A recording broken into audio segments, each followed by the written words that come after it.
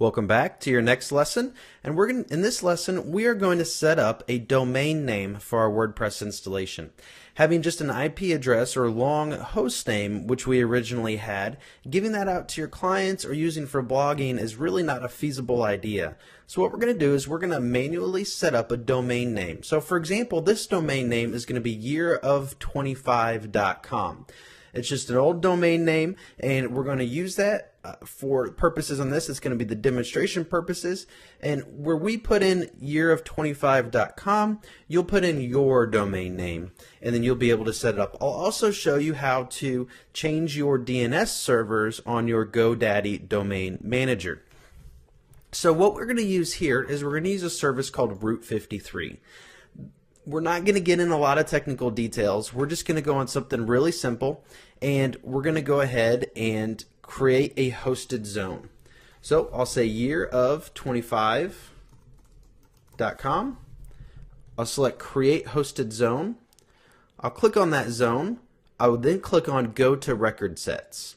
So a record set allows us to set up www.yearof25.com or mydomain.yearof25.com. But what we need is the IP address. So let me select duplicate. I'm going to open up our Route 53 again. Click on EC2 because I'm going to get that IP address that we have created that points to our instance. So I'm just going to copy the IP address. We'll come back over to Route 53. And now what we're going to do is going to create a record set. We're going to not put anything in here because we want yearof25.com to go to this IP address. We'll select create record set. We'll do it again, and then we're going to put www. We don't need to put the dot because it's already in there. We'll put in our IP address again. And that's all we have to do on the Amazon Web Services side.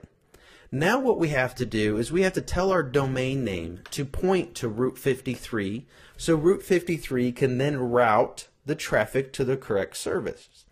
That's how domain name systems work, or DNS, which stands for Domain Name System. So what we need to do is get these domain name servers into our GoDaddy account. So if you're using bulk register, name.com, this is just an example. I chose to sign up on GoDaddy for this because it's what a lot of people use. It may not be the best one. I didn't decide to use this for any personal preference over anything. You can use whatever name registrar is available to you. This just happens to be the one I'm using here. We can use, like I said, name.com, bulkregister.com, networksolutions.com. There's a lot of different ones available to us. So we'll hit copy, and we're going to paste in our name server.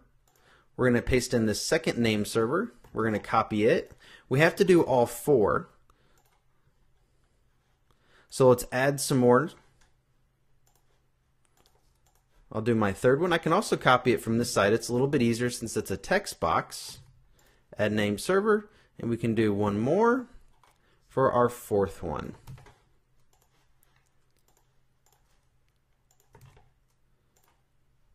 And we'll click add, and we should have all four at the end of our domain name, and we'll click save.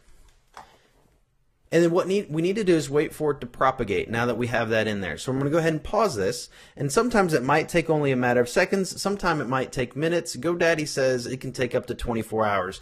Now, I actually, in Linux Academy, we actually use a lot of different name registers. Name.com, bulkregister.com are some of those. And they definitely propagate or update the DNS entries on different timings. It really kind of depends on the traffic at times, and it really depends on the service and their computing power behind it. So we'll go ahead and pause it and wait for it to update. Updated pretty much instantaneously, so let's go ahead and go to yearof25.com and see what happens for us. Well, it pulls up our application on our server again, and we'll just add in a /WordPress, and that should take us to our application or our WordPress blog, and it does. So now we have yearof25.com/WordPress as our blog. So we've effectively set up a domain name. We didn't have to do any configuration on the server, and we're already blogging, or we have our business website. Now you might be saying, I don't want this /WordPress. I want, for when I go to yearof25 or yourdomainname.com, I want it to go directly to the website. I don't want to have to go to /WordPress. Well, there will have to be a little bit of configuration for us to make that work. And that's where our key pair comes in, which allows us to connect to our server. So it's real easy to do. Again, this is going to be a configuration where you'll type probably 3 or 4 commands and you'll be done. So don't let it intimidate you. You'll use the Linux command line. Again, you'll just follow along everything I'm doing. And we'll do that in our next lesson, which will probably be the last lesson for our WordPress blog. Great job. Go ahead and continue to the next lesson.